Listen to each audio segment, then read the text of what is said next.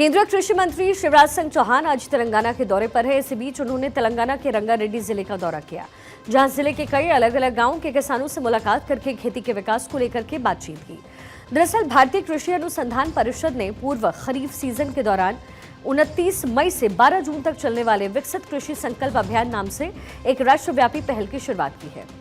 इस अभियान का मकसद वैज्ञानिक प्रगति को सीधे किसानों से जोड़कर कृषि अनुसंधान और जमीनी स्तर की प्रथाओं के बीच की दूरी को कम करना है, जिससे विकसित भारत की परिकल्पना को साकार करने में मदद मिले।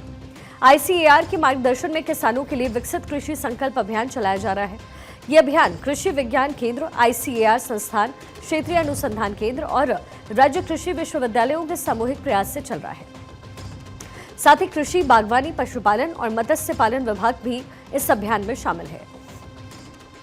इसी राष्ट्र पहल के हिस्से के रूप में केंद्रीय कृषि मंत्री शिवराज सिंह चौहान आज तेलंगाना के रंगारेड्डी जिले में विकसित कृषि संकल्प अभियान कार्यक्रम स्थल का दौरा करते नजर आए।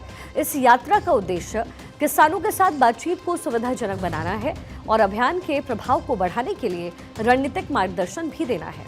अपने दौरे के बीच में कृषि मंत्री शिवराज सिंह चौहान रंगारेड्डी जिले पहुंचे, जहां उन्होंने मनसनपल्ली गांव और रामचंद्रगुड़ा गांव में किसानों के साथ चौपाल में बातचीत भी की।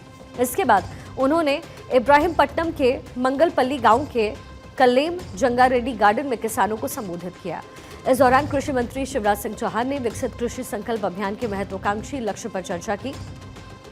इस अभियान का मकसद भारत भर में 1.5 करोड़ से ज्यादा किसानों तक खेती की उन्नत तकनीक पहुंचाना है।